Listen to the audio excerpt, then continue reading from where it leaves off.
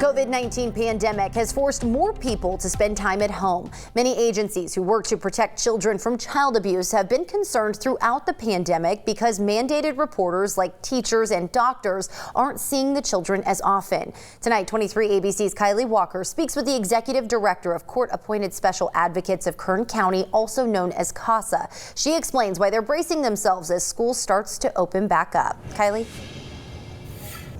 Just since the start of this pandemic, CASA has noticed a significant decrease in the amount of calls for suspected child abuse reports.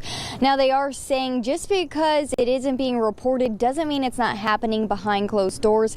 And now that Kern County is starting to open back up, CASA is expecting an increase in calls related to this matter as more eyes are going to be on these children. You have to understand a painful fact of reality that people do abuse their children.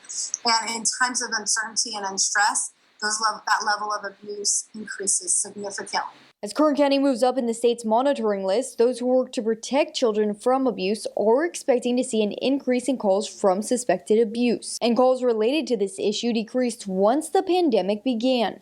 23 ABC obtained data from the Kern County Department of Human Services, which shows suspected child abuse calls dropped by nearly half in just May alone.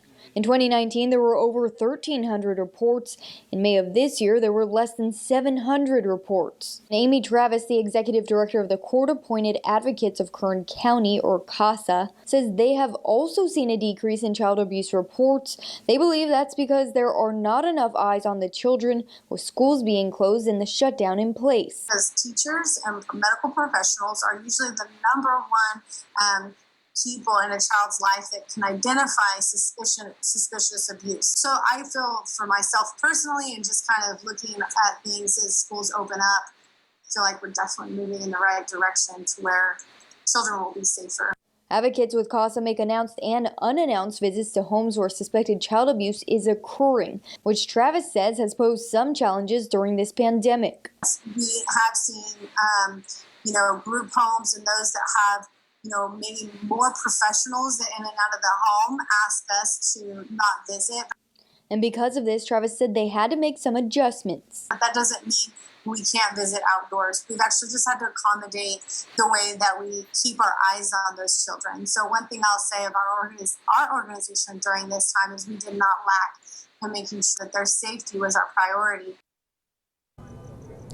And CASA officials say they are able to support the vulnerable youth through fundraisers held throughout the community. And this year they are going to do the virtual superhero run. So if you'd like to support them, there is a $35 registration fee. And we will have all of this information on our website, turnto23.com.